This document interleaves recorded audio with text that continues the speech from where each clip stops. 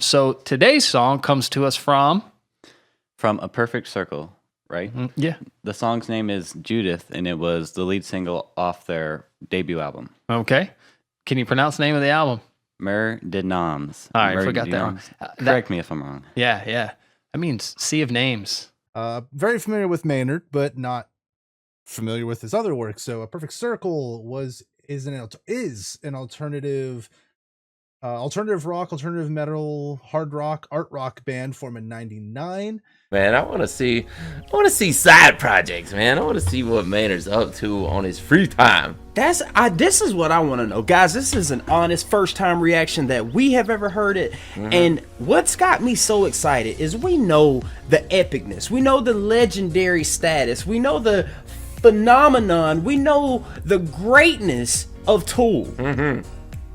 Is A Perfect Circle on the same level as that?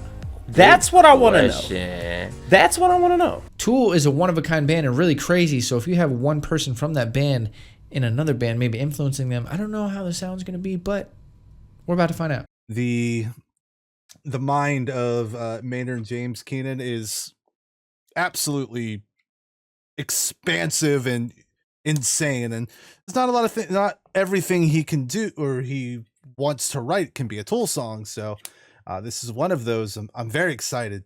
Tell me some background about this song. So this song was written by Maynard Keenan about his mother, who was restricted to a wheelchair, yet still believed in Christianity after that tragedy. Wow. So she was a Christian lady who was restricted to a wheelchair due to an illness? Some illness, I believe. Wow, that's crazy. Yeah, that's pretty heavy. So I'm imagining, imagine this is going to be deep. I'm really curious to see Maynard's side of religion. I know they've talked a lot about philosophical things, evolution and life, and I want to see his views on religion because I have a feeling that we might have the same. Thank you all so much for being here, and let's dive into this song. Let's get it.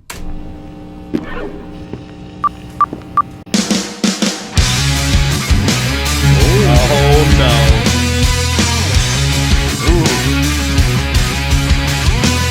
Oh, they got a lady. Interesting, Lisa. I love that bass. Like that drum. Do I hear some Tool in there? Very early 2000s vibe. Yeah! You're such an inspiration for the ways that I will never ever choose to be. Alright. Obviously, that sounds good. So many ways for me to the guy from Tool? has abandoned you. Lord, you're Christ. Awesome. You hadn't. You pray, never strike, never thought to question why. It's not like you killed someone. It's not like you drove a hateful spirit to his side. Praise the one who left you broken down and paralyzed. He did it all for you.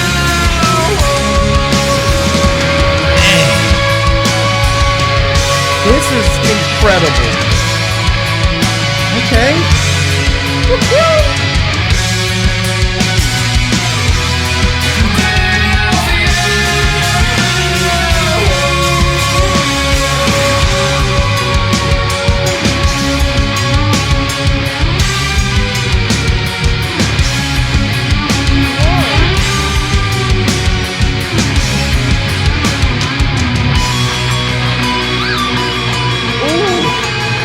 Look at the chick. She is bad, bro. Yes, yes.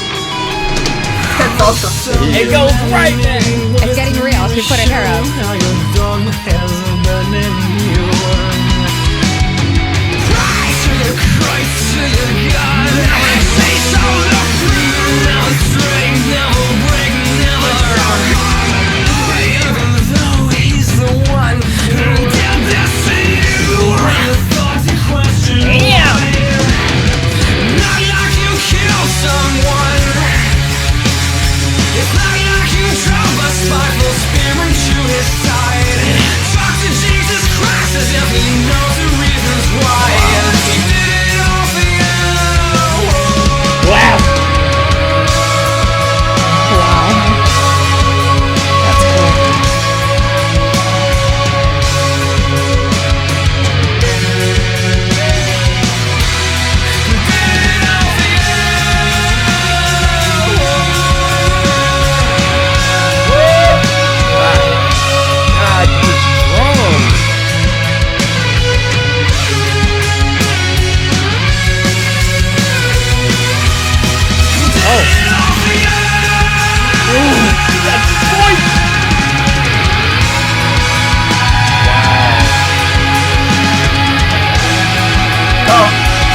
God, these drums. It's a good song. That's the weird thing about it. That riff is awesome. Nice.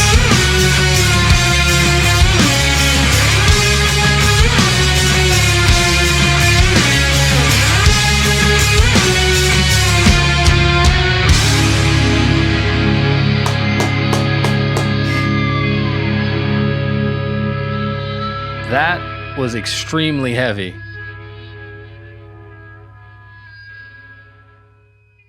I thoroughly enjoyed that. That was dope. Like I said, A for just overall. The video was awesome, super simple. Like, I like it. Sometimes I like to watch videos that are crazy and just like, whoa, like blows my mind. But when I'm just getting to know a band for the first time, I like videos like this, super simple, just so I get a good visualization. Like, I can see the band, I see how they play together, but at the same time, it's not so distracting that I'm not paying attention to the song. Bruh. Listen. A Perfect Circle. This is my first song hearing from them. Yeah, me too. But this song, Judith, holy guacamole, roly poly, Wow. Batman. Man, it is. You know, I don't want to offend anyone by saying it's as good as Tool, because Tool is the greatest band on earth. But That song was I mean, amazing. It's right. That was interesting. That was my first foray into A Perfect Circle. And again, like, I would be down to listen to some more of that. And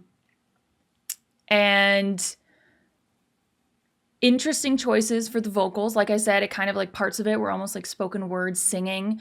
And then obviously there was those moments where they had more of those like raspy belts, both from Maynard and from Billy. And I would actually, and like I said, I would actually kind of like to see Billy a little bit more. But I liked how like pretty much all of the band was doing backing vocals, which was cool to see.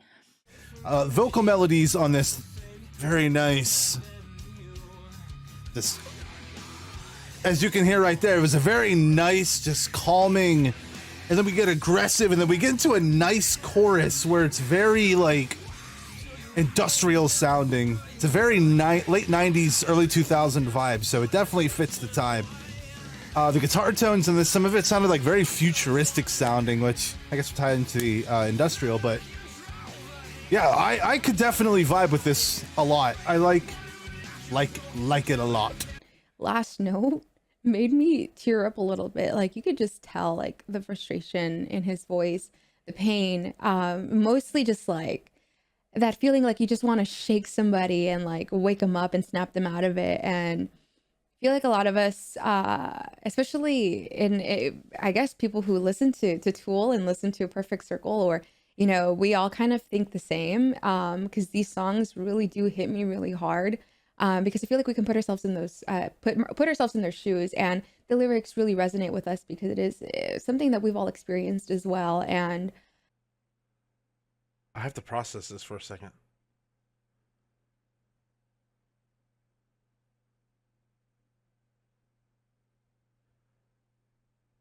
So, okay. That's the same guy, right? That's what's Maynard. I really liked him singing in this. I thought the singing was like really on point. even with this guy joining in, I thought it was really good. I really liked the just musically altogether, it was really good, like I could see myself listening to this every once in a while, not right up my alley, but I was digging it, dude. Like I was like, and dude, what a strong message, man. Like that's what stands out to me. If I can read lyrics and whatever, they're always gonna like get my attention in a song. And I just kept thinking about if somebody finds something to believe in, right? And they're not like hurting anyone, and they're they feel like they're thriving and they're growing. I'm happy for them, I do think that a lot of people get caught up in the guilt of religion. It's amazing how guilty we feel. Like we're trying to believe in something that gives life, and then we just feel guilty all the time, and we feel so ashamed. It's amazing.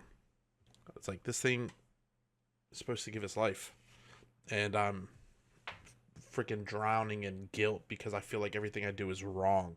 Because let me tell you, this was a freaking incredible song, both for the lyrics and for the instrumental. Like, I don't even know where to start. But first of all, lyrics hits hard.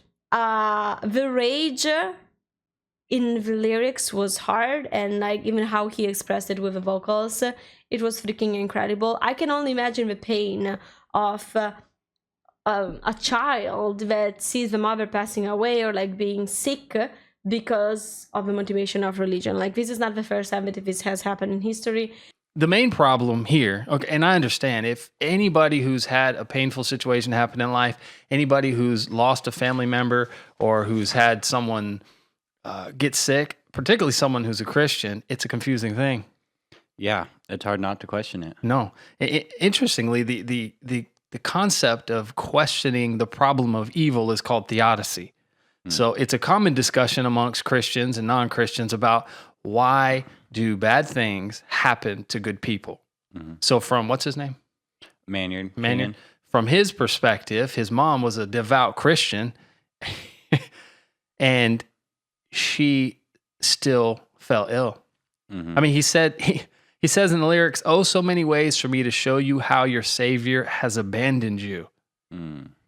F your God, your Lord, and your Christ. He did this, took all you had and left you this way. Still you pray, you never stray, never taste the fruit, you never thought to question why." And you can tell like those breaks are just because of emotion. When you're saying something that it really kills you in your soul and you're singing it, like your voice breaks and you can just tell like that is coming from a place of intention. That is coming, from a place of love and hate and passion. And you could just tell he's just so frustrated with her, with the world, with, the way religion is. And, he says like, Jesus Christ, like he's done this to you. Like you're thanking him for, giving you a stroke and paralyzing you. And now you're going to live your life like this. And then you're still thankful. And that was a really, really, really, really tough message, but very much well done. I enjoyed this so much.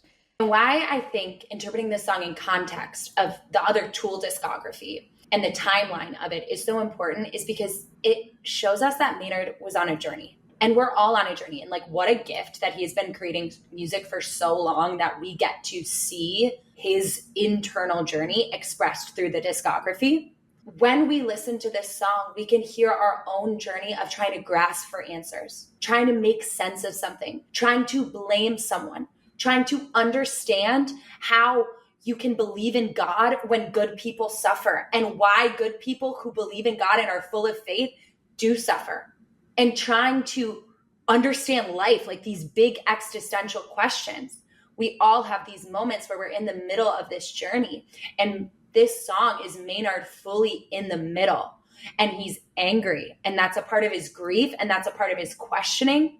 It's actually a gift that we get to see this, because then when we feel this way, when we feel angry, when we feel we have more questions than answers, we can also just trust that this is a point in our journey. And knowing that it's a point in our journey allows us to have patience with ourselves when we are in a state of not yet knowing. And this journey that Maynard is on is reflected back in us. And when we listen to this song and we feel it and we're grasping for answers, or we're angry with the answers that we do have, we can just know that we are on a path, that it won't always be this way. We won't always feel this way. And knowing that allows us to have patience with ourselves in the middle. This is the middle, this anger, this stage of grief, this frustration, this questioning. And when we are in a state of not yet knowing or not yet liking what we do know, we can have patience for ourselves that it will not always be this way, that we will get to a different feeling eventually. And we can use this song to release, recognize that we're not alone. Like Maynard felt this way and he processed through. And if you keep going, you see the journey that he took. And that's beautiful. That's a gift for us that we get to see his journey and be reminded when we feel these feelings that we are also on our own journey. And this is just a point, just a stop, not the final destination. Lyric wise, what do you think? I don't know. It seems like he's putting a lot of thought into expressing his thoughts, even if they are based on false presuppositions. I have to give him credit for that. I completely disagree. Well, yeah, same here. I disagree because I have the proper understanding, but I understand why he feels that way. And I understand, and I actually hurt for him. That hurt him enough to reject God, again, based off a faulty presupposition, and then write a song where the only cuss words in the entire album are in this song. That is absolutely profound. And from an artistic perspective, amazing that he thought that far ahead, right? Yeah. I don't know. I have to say on the lyric side, I mean, from an artistic perspective, I would give it almost an 8 or a 9.